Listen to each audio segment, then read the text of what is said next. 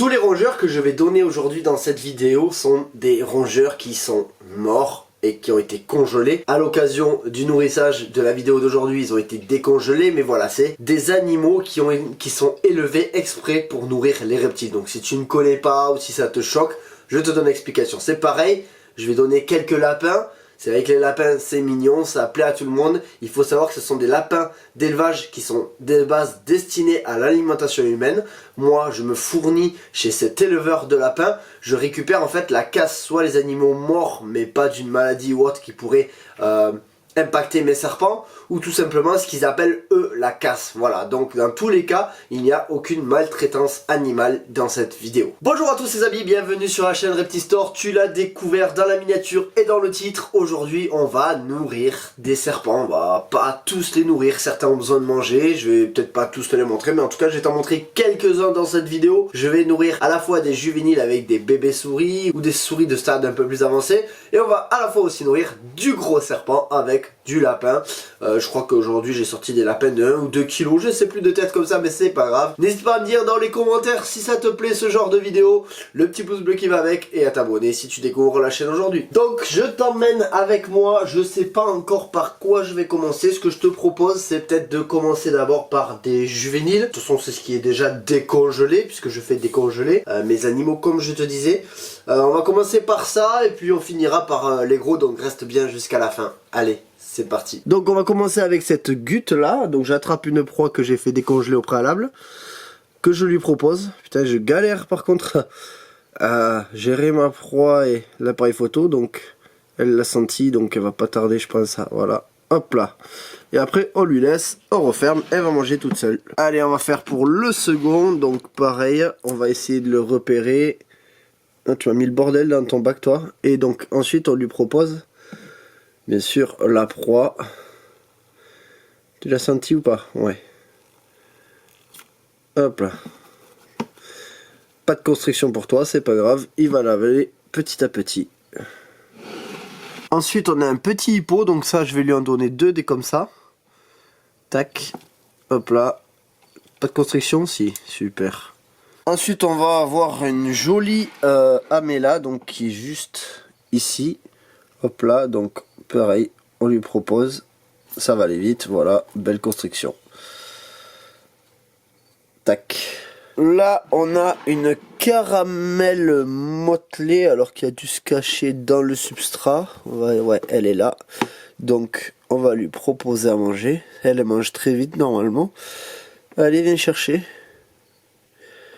Ouais, ben là il y a la caméra, je sais pas. Allez hop. Donc on bouge un petit peu, on fait des vibrations pour exciter le serpent. Et voilà. Allez, donc là c'est des frappes défensives du coup. On va essayer de la... Voilà, et là on secoue. Et la constriction va pas tarder à arriver. Voilà. Parfait. Alors là pour les prochaines proies que l'on va donner, donc on va nourrir le varan. Enfin le gros varan, le Varanus albigularis, c'est varan à gorge noire. Donc je vais vous le faire descendre, je pense qu'il a déjà compris qu'il allait manger, comme vous pouvez le voir. Hop là, viens à l'écran, hop là. Allez, dresse-toi, allez, non, dresse-toi, là, regarde. Hop là, voilà. Tac, on va le laisser faire. Il va sûrement chercher à vouloir rentrer. On a 4 souris à lui donner aujourd'hui, donc ben on va lui donner à l'écran. Voilà, c'est chiant parce que ben, du coup il cherche à rentrer lui. On va voir, peut-être qu'il va l'avaler là, on lui donnera les 4 autres. Les 3 autres, pardon. Tac, donc là il vient de finir la première. Ce qu'on va faire, c'est qu'on va lui proposer maintenant la seconde. Donc, hop là. Allez Coco, tu viens, hop là. Tiens, regardez, un truc que j'adore faire avec lui. Allez, vas-y, monte, hop, monte. Monte. Non, ah, il a chopé mon pantalon. Viens, hop, hop, monte, monte. Monte, monte, allez hop, allez tiens bientôt, allez tiens, voilà, et là il va redescendre, je sais pas si vous le voyez bien, hop là, voilà, bon c'est un petit truc que j'aime bien faire avec lui, voilà, ça permet de, qu'il ait pas très peur de moi ou autre. Tac, donc on va commencer à préparer maintenant la troisième, je vois qu'il a gobé la seconde. Allez hop, viens là, viens par là. Allez, viens par là. T'as plus faim? Ah, mais t'as pas fini complètement, d'accord. Allez hop, hop, hop, hop. Tiens. Hop là. Donc il commence vraiment à avoir une belle taille maintenant. Je pense qu'on a, ouais, on a dépassé, on est au mètre. Là on est à 1 mètre. Donc je le rappelle, les mâles peuvent atteindre 1m50, 2 mètres pour les plus gros. Je parle bien de spécimens vraiment adultes, hein, voilà. Parce que la dernière fois quand j'ai annoncé la taille que pouvaient atteindre les mâles, on me dit ouais t'abuses un peu, ben non, en fait vous prenez un spécimen bien adulte, c'est bien les tailles qu'il peut faire. Donc voilà, tac, allez la dernière, t'as bien cherché là, en hauteur. Voilà. Alors ouais, sur la première généralement il a une frénésie assez importante. Après, quand on lui donne la dernière, comme vous voyez, ben, ça se calme. Tu la veux? Hop là, voilà, allez. Voilà, donc pour ceux qui connaissent pas, donc ça c'est Raptor. C'est un varan que j'ai du coup depuis décembre. C'est un varan qui est soumis au certificat 4 capacité, d'accord. Voilà, de par la taille et la dangerosité qu'il peut avoir envers nous. Bon, c'est un animal qui est quand même assez cool et que je travaille maintenant depuis quelques temps, donc ça va bien se passer. Là je pense qu'il va déféquer souvent quand je le sors en dehors de son terrarium, c'est ce qu'il fait. Là je vois qu'il est en train de forcer, donc bah, je vais être bon pour nettoyer. Donc souvent quand on nourrit comme ça, ce qui est bien c'est de... Ouais, il a essayé de me mettre un petit coup de queue mais rien de méchant. Voilà, c'est de caresser gentiment, d'établir un contact, voilà, sur des interactions qui sont positives pour lui, afin de le sociabiliser, parce que une fois adulte, bien adulte, un animal comme ça qui est pas sociabilisé, c'est compliqué. Je vais le remettre dans son terrarium et puis on va passer à autre chose niveau nourrissage. Allez, tu viens. Donc quand on nourrit comme ça, c'est toujours très important de faire attention quand même où est-ce qu'on met ses doigts. Ils peuvent confondre facilement la nourriture avec nos doigts, donc il faut quand même faire attention. Alors du coup on va nourrir maintenant des pitons Rhésus juvéniles. Donc là je vais les passer au rat, parce que la souris ça suffit plus. Donc, je sais pas s'ils vont l'accepter, donc voici une proie. Donc là on a un pinstripe, donc bon ben voilà, première proposition de rat, ça se passe super bien. On va d'ailleurs augmenter la taille des bacs parce que là ça y est ils ont bien grandi et les bacs commencent à être peu petits, donc voilà. Allez la suite, donc là pareil, on va proposer le premier rat à ce classique. Donc là on a un rat un peu plus petit parce que celui-là est plus petit, donc voilà. Peut-être qu'il est en mue, ah non. Voilà, bon ben nickel, première proie constituée de rats, ben ça mange nickel. Comme quoi vous voyez le Python Rhésus, ça c'est pas forcément aussi compliqué qu'on le dit. Il y a des choses à respecter juste. Et là on va en faire un troisième, donc pareil c'est le premier rat qui va manger. Par contre je pense que j'ai peut-être vu un peu trop gros. Ouais, on va voir s'il peut le manger, j'ai peut-être vu un petit peu gros. Bon ben voilà, premier rat, il se jette dessus. Je vérifierai dans un quart d'heure, 20 minutes s'il l'a mangé parce que ça fait gros quand même pour lui. Bon là maintenant on va commencer à grossir la taille des proies, donc on va passer sur des rats plus ou moins gros en fonction des animaux que l'on va nourrir.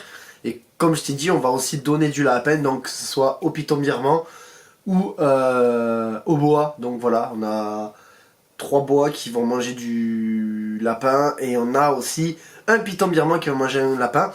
Un autre python birman qui va manger un rat, voilà, parce que lui je veux pas qu'il pousse trop vite. Et la Simalia metystina juste derrière, qui va manger aussi un gros rat. Alors là on va maintenant donner du coup un rat à un mâle python Rhésus qui pourrait manger plus gros, mais je lui donne plus petit, je vous ai expliqué pourquoi. Donc c'est un mâle qui n'a pas mangé au moins depuis 6-8 mois à peu près. Donc là il commence à remanger et c'est important quand on a une période de jeûne comme ça, de ne pas donner des grosses proies de suite et d'y aller petit à petit. Donc vous voyez là il a bien faim, je sais pas si vous le voyez, donc on va lui proposer, voilà. Donc là il fait sa constriction et on commencera à grossir d'ici 2-3 proies, voilà.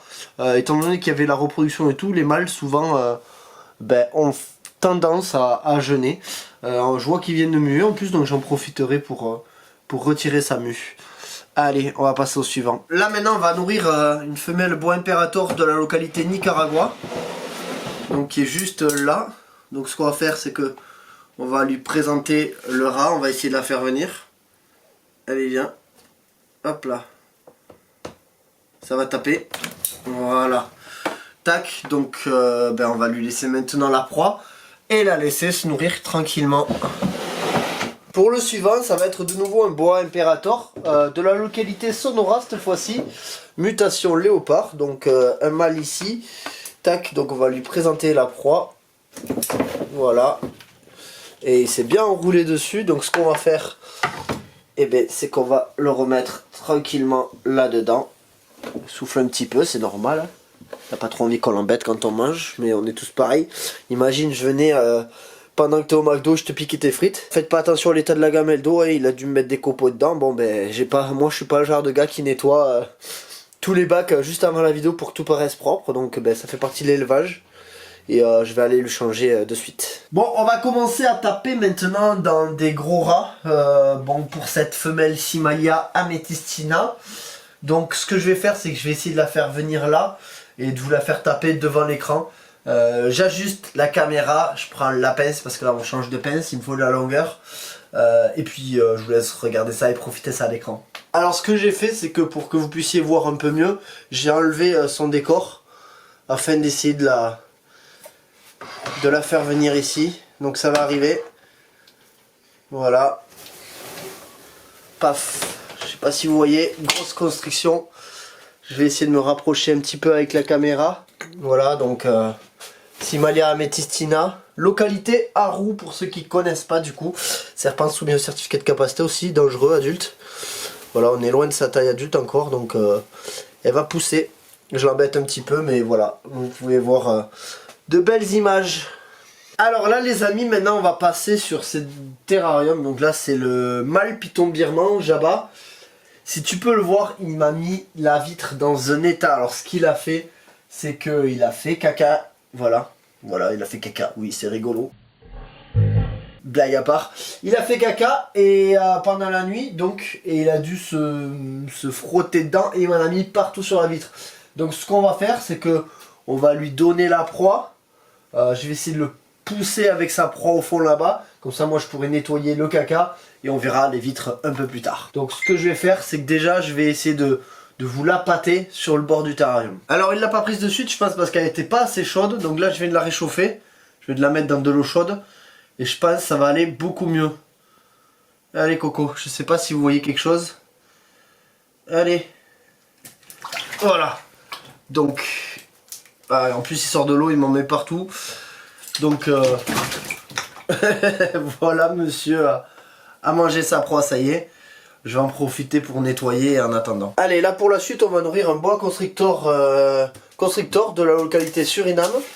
Donc que j'ai mis dans une boîte à part parce qu'elle est avec un mâle en train de s'accoupler. Donc un lapin qu'elle a pris, qu'elle a directement pris. J'ai même pas eu le temps de vous expliquer quoi que ce soit. Donc voilà, là c'est un lapin de 500, entre 500 et 800 grammes je crois. De tête, donc on va la laisser là-dedans le temps qu'elle finisse et puis on ira la remettre avec le mâle. Donc là pareil, on va nourrir un boa imperator de type colombien avec un lapin là qui fait quasiment 1 kg. Donc je vais essayer de vous la faire venir à l'écran. Elle est en train de partir de l'autre côté, c'est pas ce qui m'intéresse. Regarde, c'est là ma cocotte, sort du terrarium, je viens de te montrer. Voilà, donc elle s'est jetée. Et là, on la remet dans le terrarium. Tac. Elle nous fait une belle constriction, je sais pas si vous voyez ça. Et ma cocotte. Voilà. Alors on va la laisser manger tranquillement. Alors là, on va arriver maintenant au moment, je pense que vous attendez tous. On va nourrir la femelle de plus de 3 mètres, Python bivitatus, donc avec un lapin qui fait entre 1 et 2 kg, je sais plus de tête. De toute façon, je pèse pas. Par rapport à ça, souvent on voit les questions sur Facebook. Oui, quelle taille je dois donner? En fait, faut pas se... Enfin, moi je trouve ça aberrant de dire 10% de la taille. Ça peut être une solution, je dis pas, hein, mais c'est pas bien.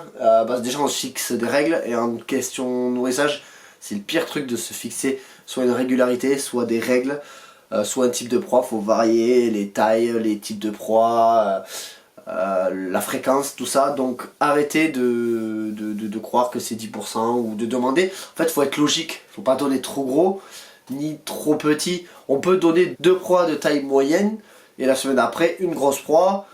Ça, c'est tout à fait faisable. Il n'y a pas de règles et il faut pas s'imposer de règles pour le nourrissage. Allez, donc c'est parti du coup pour le nourrissage de la femelle python bivitatus. Donc tac, quand j'ouvre, je regarderai ce qu'elle est. Voilà. Ah, vous voyez, donc elle s'est jetée. Je sais pas si ça rendra bien à l'écran. On lui propose le lapin, on lui demande de venir le chercher ici. Là, regarde, hop là. Voilà. Et là, quelque chose qui peut être dangereux quand on a du géant comme ça, qu'on doit les remettre, il faut faire très attention de ne pas aller les chercher pour les remettre dedans comme ça et de se faire enlacer. Donc ce qui est le mieux, c'est de soulever par dessous, voilà, et de remettre, voilà, faut faire gaffe, vous voyez quand elle fait ça, de remettre dedans, pour pas en fait qu'elle me prenne dans ses anneaux. Ça m'est arrivé une fois, ça m'a suffi, et après, on referme. Voilà les amis, c'est fini pour cette vidéo. Si ça t'a plu, ce genre de vidéo où je nourris comme ça, parce que la vie d'éleveur, tu sais, c'est du nourrissage régulièrement, surtout pour les jeunes, les petits. Souffle. Si ça te plaît, tu me le mets en commentaire. Si t'as kiffé, pareil. Si t'as pas aimé, ben, tu me le dis aussi en commentaire. Explique pourquoi t'as pas aimé, c'est mieux. Le petit like, le petit abonnement qui fait plaisir. Éventuellement un petit partage sur tes réseaux. Et je te dis à très vite pour une vidéo encore sur la chaîne Repti Store.